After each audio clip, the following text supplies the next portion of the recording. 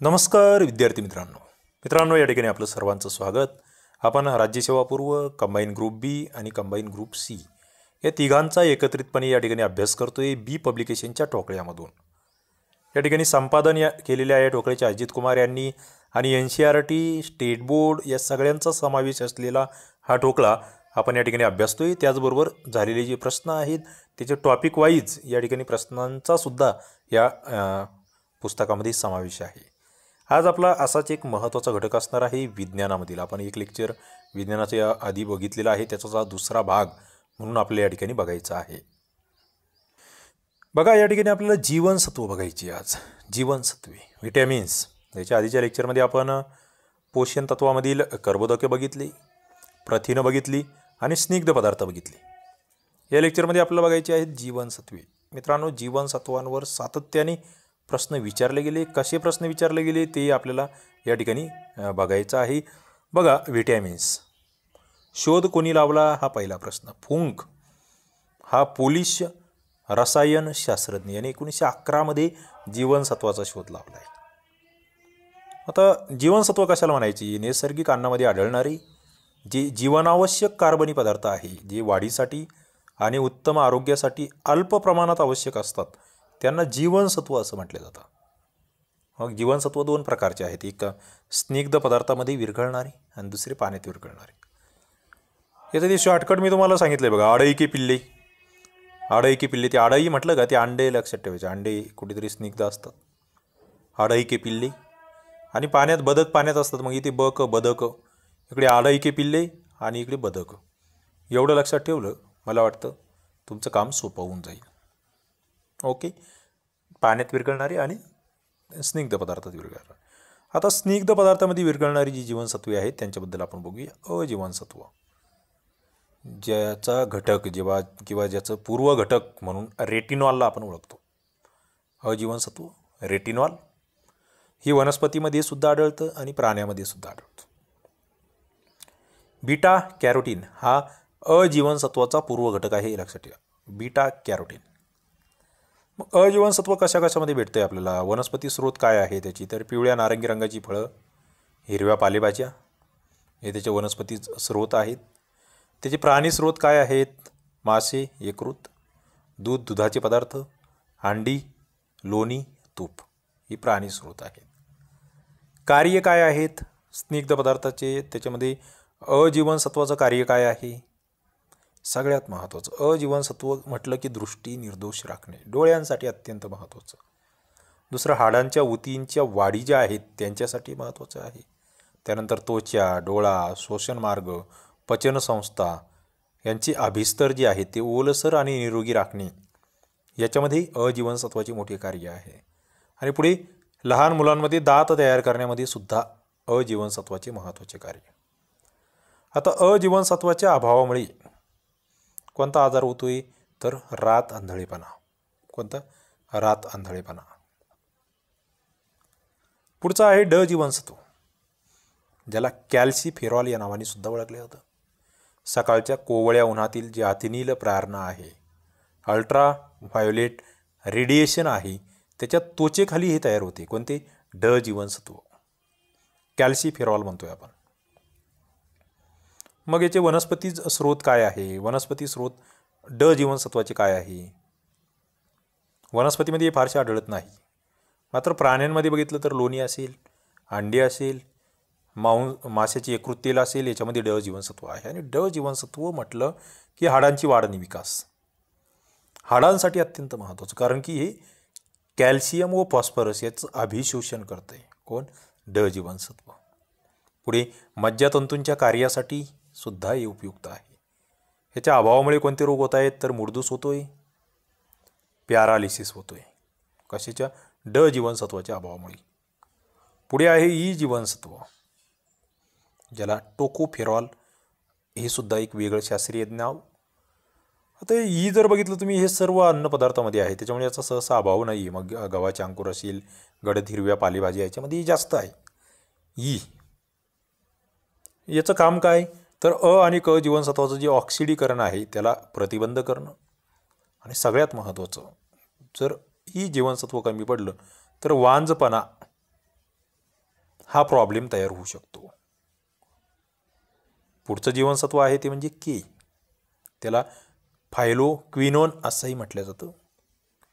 लहान आतड्याच्या खालच्या भागामध्ये काही उपयुक्त जीवाणू के जीवनसत्व तयार करतात, त्यामुळे निम्मी गरज मानवी शरीरातील भागते. पुढे आणखी कशातून या ठिकाणी हिरवी पालेभाजी असेल, दूध असेल, अंड्यातील पिवळा बलक आहे, यकृत आहे, याच्यातून या ठिकाणी के जीवनसत्व मिळते. आणि याचं सगळ्यात महत्त्वाचं कार्य येते म्हणजे रक्त गोठणे. आता याच्यामध्ये कोणता घटक, तर प्रोथ्रॉम्बिन हे जे प्रथिन आहे ना, ते तयार करण्याचं काम के जीवनसत्व करतं, जे रक्त गोठण्यामध्ये अत्यंत महत्त्वाची भूमिका बजावते. पुढे पाण्यात विरघळणारी जीवनसत्वे. आता हे रासायनिकदृष्ट्या अस्थिर असल्यामुळे प्रकाश, उष्णता, हवा यामुळे या जीवनसत्वांचे पोषण मूल्य कमी होते. या जीवनसत्वाचा शरीरात साठा होऊ शकत नाही. जास्त घेतली तर मूत्राद्वारे फेकून दिली जातात.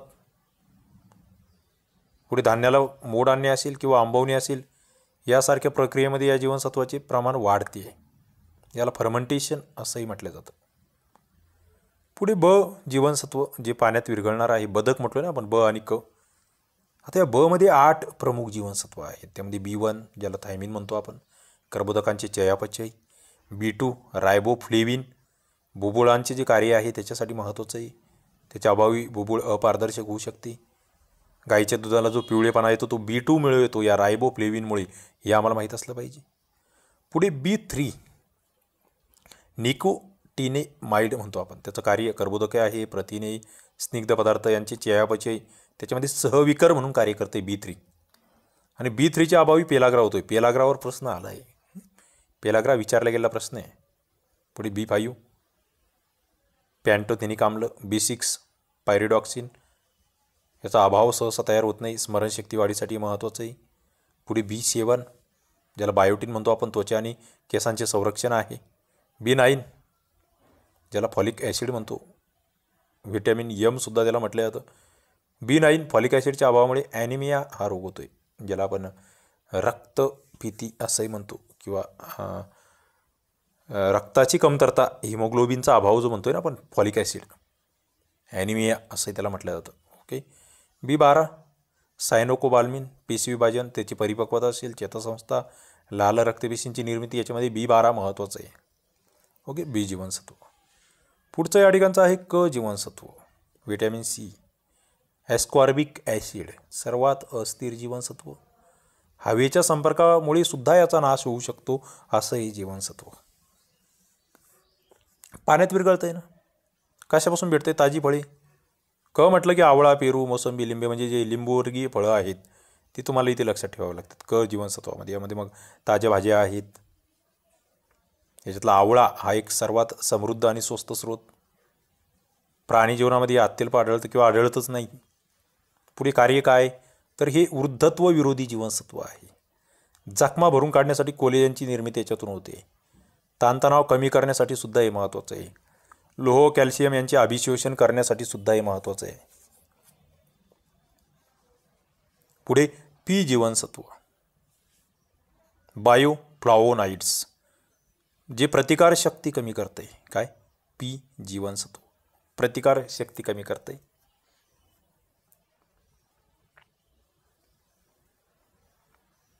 आता जीवनसत्व जर बघितले तुम्ही तर त्यांचा हा तक्ता तुमच्यासाठी अत्यंत गरजेचा आहे. कार्य आपण बघतोय, त्वचा आणि डोके यांचं संरक्षण आहे. त्वचा आणि डोळे म्हणावं लागेल अ जीवनसत्वामध्ये. याच्या अभावी त्वचारोग होऊ शकतो, रातंधळेपणा येऊ शकतो. आणि स्रोत तेच टोमॅटो, म्हणजे थोडेसे लाल फळं जे आहेत ना ती याच्यामध्ये येतात. अंड्यातील पिवळा बलक आहे, यकृत मांस भाजी आहे. जीवनसत्व बी जे आहे, बी कॉम्प्लेक्स म्हणतो आपण त्याला, शरीराची वाढ, चयापचय, बरेच बाबी त्याच्यामध्ये, बरेच त्याच्यातून वेगळे आजारही आहेत. मग त्याच्या अभावामुळे बेरीबेरी कशामुळे होतो, कशाच्या अभावामुळे, ॲनिमिया कशाच्या अभावामुळे, पेलाग्रा कशाच्या अभावामुळे आपण वरती बघितलं आहे ते. याच्यासाठी काय काय खाल्लं पाहिजे, स्रोत कोणते आहेत. पुढे क जीवनसत्व दात आणि हिरड्यांसाठी, त्याच्या अभावी मग तो स्कर्वी आहे, दातातून रक्त येणे, हिरड्या सुजणे आणि लिंबूवर्गीय फळे. पुढे जीवनसत्व ड, दात व अस्थिंची वाढ, त्यांचे आरोग्य, त्याच्या अभावी मग मुरदूसपणा आहे, दंतक्षय आहे. पुढे याच्यामध्ये ड जीवनसत्वावरती माशांचे यकृताचे तेल, आणि सूर्यकिरण, कोवळे सूर्यकिरण हा फार महत्त्वाचा मुद्दा आहे या ठिकाणी.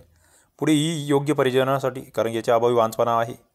अंकुरित धान्य खा, हिरव्या पालेभाज्या खा. जीवनसत्व के जे आहे प्रोथ्रॉम्बिन तयार करते, रक्त गोठण्यामध्ये महत्त्वाचं आहे. इथे सुद्धा हिरव्या पालेभाज्या, दूध, अंडी हे महत्त्वाचे आहेत.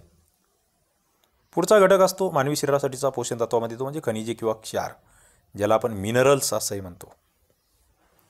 याचं म्हणजे कार्य काय, तर शरीरातील ज्या प्रक्रिया आहेत ना त्यांचं नियंत्रण करणे, शरीराचं संरक्षण करणे खनिजांचं कार्य. मानवी शरीरामध्ये खनिजं किती आहेत? 24 खनिजं आहेत. किती? 24 खनिजं. आपल्याला क्षार किती लागतात दररोज? तर 5 ग्रॅम क्षार त्यांची आवश्यकता आपल्याला असते. खनिजं किती लागतात आपल्याला ते माहीत असलं पाहिजे. खनिजांमध्ये बघा कॅल्शियम आहे, फॉस्फरस आहे. फॉस्फरसमध्ये RNA आणि DNA हे महत्त्वाचे घटक आहेत. हाडे व दात यांचे घटक या ठिकाणी, म्हणून आपण फॉस्फरस आणि कॅल्शियमकडे बघतो. मृदुऊती आणि शरीरातील द्रावणं याच्यामध्ये सुद्धा आपल्याला कॅल्शियम आणि फॉस्फरस दिसून येतो. कशापासून मिळतं आहे? वनस्पतीमध्ये तृणधान्य, कडधान्य, डाळी, कठीण कवचाची फळं असतील, तेलबिया वगैरे त्याच्यापासून. आणि प्राण्यांमध्ये इथे दुधाचे पदार्थ असतील किंवा सागरी अन्न आहे, अंडे आहेत. आणि फॉस्फरस, कॅल्शियम, दात आणि हाडे, बस सगळ्यात महत्त्वाचं. पुढे शारीरिक प्रक्रिया, त्यांचं नियमनसुद्धा आहे. स्नायूंचं आकुंचन प्रसारण त्यांचं नियंत्रण आहे. चेतावेगाचं वहन, त्याच्या कार्यामध्ये हातभार लावणे आहे. आणि ATP याचा लॉंग फॉर्म मला कमेंट बॉक्समध्ये सांगा. बघितलं आहे आपण, विज्ञानाच्या लेक्चर सिरीजमध्ये स्वतंत्रपणे आपण हे बघितलं आहे. त्याची निर्मिती, त्याच्यासाठी फॉस्फरस अत्यंत गरजेचं आहे. ओके. पुढे आहे लोह. लोह कशातून भेटतं आहे? वनस्पतीजन्य आणि प्राणीजन्य स्रोत तुम्ही या ठिकाणी बघताय. तृणधान्य, कडधान्य, सुकी फळे, हिरव्या पालेभाज्या, मूत्रपिंड, यकृत याच्यासाठी महत्त्वाचे घटक म्हणून लोहाकडे बघितले जातं. लोहाचं कार्य काय? ऑक्सिजनचं वहन करणे. लाल रक्तपेशी, ज्याला आपण RBC म्हणतोय, त्याच्यामध्ये जे हिमोग्लोबिन आहे त्याच्यामध्ये लोह असतं. आणि हिमोग्लोबिन हा ऑक्सिजनचा वाहक म्हणून कार्य करतो. त्याच्यामुळे हिमोग्लोबिनचं प्रमाण, आपण जे म्हणतो ना ॲनिमिया, रक्तक्षय महिलांमध्ये, ते प्रमाण, ते हिमोग्लोबिन त्यांच्यातलं कमी होतं. त्याच्यामुळे ऑक्सिजन वहन क्षमता कमी होते. त्याच्यामधून मग ते कमकुवतपणा वगैरे त्या बाबी येतात. ओके. ते फॉलिक ॲसिड वगैरे हे जे म्हणतो आपण लोहाच्या गोळ्या, त्याच्यासाठी गरजेचे आहेत. पुढे मग स्नायूंची हालचाल आहे. स्नायूंमध्ये मायोग्लोबिन हे महत्त्वाचे लोहयुक्त खनिज आहे. बघा, स्नायूंची हालचाल त्यासाठी आवश्यक आहे. पुढे कर्बोदके, प्रथिने, स्निग्ध पदार्थ यांचे संपूर्ण ऑक्सिडीकरण करून ऊर्जा निर्मितीचे काम जे आहे ते लोहामार्फत होत असते. पुढे आहे आयोडीन. आयोडीन वनस्पती स्रोत. जे आयोडीन समृद्ध प्रदेश आहे त्या ठिकाणच्या पालेभाज्या खा, फळे खा. प्राणीस्रोत, सागरी मासे, कवकयुक्त प्राणी जे आहे, म्हणजे सागरातले जे काही प्राणी आहे ते जर खाल्ले तर आयोडीन भेटणार.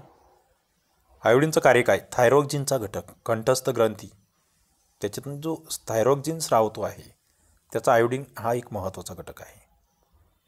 हा शारीरिक आणि मानसिक वाढीसाठी महत्त्वाचा आहे. याच्या कमतरतेमुळे काय होतं आहे? गलगंड, काय ग्वायटर असंही त्याला आपण म्हणतोय, ते आम्हाला माहीत असलं पाहिजे. पुढे आहे फ्लोरीन. पिण्याचे पाणी महत्त्वाचा स्रोत आहे. कार्य काय याचं? दाते व हाड जे आहे ते निरोगी ठेवण्यासाठी फ्लोरीन हे अल्प प्रमाणात या ठिकाणी उपयुक्त आहे. दंतक्षय टाळण्यासाठी सुद्धा फ्लोरीन जे आहे ते आवश्यक आहे, 0.8 ppm. आणि पुढचं पाणी, वॉटर. दररोज 1.5 ते 2 लिटर पाणी पिणं मानवी शरीरासाठी गरजेचं. अन्नातूनही पाणी मिळते, फळेभाज्यांमधून सुद्धा 70 ते 90% पाणी आपल्याला भेटू शकतं. दुधात 80 ते 85% पाणी त्या ठिकाणी असतं. ओके. पेयाद्वारे तर आपण पितोच आहे. विविध काही, तुम्ही थंड पेय पिलात, काही पिलात, चहा पिलात, चयापचय क्रियेमध्ये सुद्धा पाणी तयार होतं, ते माहीत असलं पाहिजे. आणि पाणी शरीरातील सर्वात महत्त्वाचा घटक. म्हणजे आपल्या शरीरामध्ये पाणी किती? तर 65%. लहान मुलांच्या शरीरात तर जे जास्त आहे 75%. पाणी एक वैश्विक द्रावण आहे. शरीराचं तापमान नियंत्रित करता येते. शरीरामधील जे सांधे आहेत त्याच्यातील वंगणाचा घटक म्हणून कार्य करता येते. आणि व्हिटॅमिन B, C जे आहे ते पाण्यात विरघळतात, हे लक्षात घ्या. पुढे गट ब आणि क ला आलेले प्रश्न काय या पोषण तत्वावर? बघा, पहिला प्रश्न आहे की कोणत्याच अन्नामधून जास्तीत जास्त प्रथिने घेण्याची गरज असेल. खाली विविध वयोगट दिले, उत्तर द्यायचे तुम्हाला. आपण याची एक वेगळी सिरीज घेतली आहे. कंबाईन परीक्षेला आलेले जे प्रश्न आहेत ते जर तुम्ही पाहिले असतील, ती सिरीज आपली या यूट्यूब चॅनलला उपलब्ध आहे, आपल्या STIRCP ॲप्लिकेशनला उपलब्ध आहे. ते बघितलं असेल तर या प्रश्नाचं उत्तर तुमचं चुकणार नाही. ओके. पुढे अन्नपदार्थाची ऊर्जा टिंबटिंब या परिमाणात म्हणूया आपण, परिमाणात मोजली जाते. अन्नपदार्थाची ऊर्जा कशात मोजली जाते? महत्त्वाचं, इंटरेस्टिंग आहे बघा. आर्ग, कुलूम, किलोजूल की कॅलरीज कशामध्ये मोजतात अन्नपदार्थाची ऊर्जा? पुढे मेदापासून किती ऊर्जा मिळते, किती उष्मांक मिळत आहेत? खाली ऑप्शन होते 4 किलो कॅलरी पर ग्रॅम, 9, 7, 12. बघितलं आपण याच लेक्चरमध्ये. उत्तर द्यायचं आहे. टिंबटिंब शरीरातील कॅल्शियम आणि फॉस्फरसच्या आंतरिक मात्रेसाठी जबाबदार आहे. बघा, शोषण जे म्हणतोय आपण, कॅल्शियम आणि फॉस्फरसचं कोणतं जीवनसत्व आहे? अ, ई, के कोणतं? अंड्यातील कोणत्या भागामध्ये प्रामुख्याने प्रथिने असतात, ज्याला पूर्णात्र असं म्हटलं जातं? पांढरा बलक, पिवळा बलक, दोन्ही की प्रथिनेच नसतात? इंटरेस्टिंग प्रश्न आहे. शाकाहारी मेदामध्ये टिंबटिंब असते, ती खोलीच्या टिंबटिंब तापमानाला असते. बघा, इंटरेस्टिंग प्रश्न, महत्त्वाचा प्रश्न. भारतातील आहारामध्ये व्हिटॅमिन ए हे मुख्यत्वे कशापासून मिळते? 1 ग्रॅम प्रथिन आहे, त्याच्यापासून किती ऊर्जा मिळते? प्रथिन 1 ग्रॅमपासून किती ऊर्जा मिळते? पुढे लिंग परिवर्तित तांदूळ, उत्तर द्यायचे कमेंट बॉक्समध्ये. ज्यांचा अभ्यास आहे त्यांनाच हे जमतील. लिंग परिवर्तित तांदूळ, ज्याला सोनेरी तांदूळ म्हणतो आपण, त्यामध्ये मुख्यत्वे काय असतं, म्हणजे का तो स्पेशल आहे? पुढे कोणत्या जीवनसत्वाच्या कमतरतेमुळे प्रौढांमध्ये फारच कमी जाणवते आणि नवजात बालकांमध्ये रक्तस्रावसुद्धा होऊ शकतो? कोणतं जीवनसत्व आहे ज्याच्यामुळे बालकांमध्ये रक्तस्राव होऊ शकतो? पुढे वनस्पतीच्या शरीर बांधणीसाठी कोणते घटक आवश्यक असतात? बघा, वनस्पतींसाठीचं या ठिकाणचा हा प्रश्न आहे. पुढे व्हिटॅमिन B12 याचा घटक कोणता, असा प्रश्न आहे. त्यानंतर पालाश हे महत्त्वाचे पोषक द्रव्य जे आहे ते वनस्पतीच्या वाढीसाठी कोणतं कार्य करतं आहे? पालाश. त्यानंतर योग्य पर्याय निवडा म्हटलेला आहे. प्रथिनांची साखळी ही कोणत्या अर्थहीन कोडॉनमुळे तुटते? अशा स्वरूपाचा 2019चा प्रश्न आहे. इंटरेस्टिंग आहे, नवीन आहे. जास्त पौष्टिक अन्नपदार्थ शरीराला प्रदान करण्याचं काम कोण करतं आहे? त्याच्यानंतर DNA आणि RNA यांच्यातला मूलभूत फरक काय आहे, हाही प्रश्न विचारला आहे. पुढे कोरडी कडधान्ये, साखर, पीठ, हवाबंद फळे ही कोणत्या प्रकारची पदार्थ आहेत? आरोग्य आणि आहारविषयक काही उदाहरणं या ठिकाणी दिली आहेत, विधानं दिली आहेत. तुम्हाला योग्य अयोग्य ओळखायची. पुढे राज्यसेवा पूर्व परीक्षेचे काही प्रश्न आहेत. कोलेस्टेरॉल जे आहे ते कशाला म्हणतात? त्यानंतर त्याचे परिणाम काय, त्या संदर्भातला हा प्रश्न होता. नक्कीच तुम्ही वाचू शकतात. उत्तरापर्यंत पोहोचण्याचा प्रयत्न करा. प्रथिनांच्या निर्मितीमध्ये कुठल्या RNA महत्त्वाचं कार्य करते? राज्यसेवेचा प्रश्न आहे. सुक्रोजचे पाण्याबरोबर संयोग होऊन पृथक्करण झालं, पुढे कुठलं मिश्रण तयार होतं आहे? त्यानंतर खालीलपैकी कोणते मॅक्रोन्यूट्रियंट आहे? ग्लुकोजमध्ये कार्बनची टक्केवारी किती? खालीलपैकी कोणता पिष्टमय पदार्थ डायसॅकेराइड आहे? त्यानंतर ज्या समतुल्यला प्रथिन कलिलांवर असलेला भार विरुद्ध होतो त्याला काय म्हणतात? पुढे व्हिटॅमिन B12 त्याचे स्रोत कोणते? सुक्रोजचे एरोबिक ऑक्सिडेशन होऊन अधिकतम किती ATP तयार होते? नैसर्गिक स्रोतातील कोणत्या घटकापासून चरबी आणि तेल मिळते? महत्त्वाचे प्रश्न आहे. उत्तरं मला तुमच्याकडून अपेक्षित आहे. नक्कीच तुम्ही उत्तरं द्याल अशी आशा या ठिकाणी आहे. चला, तुम्हाला हे लेक्चर फायदेशीर ठरत असतील, यातून तुमच्या अभ्यासाला दिशा भेटत असेल असं मला अपेक्षित आहे. तुम्हाला आवडत असतील लाईक करा, आपल्या मित्रांना शेअर करा, चॅनलला सबस्क्राईब करा आणि घंटीचे बटन दाबा. या ठिकाणी आपण थांबूया. धन्यवाद.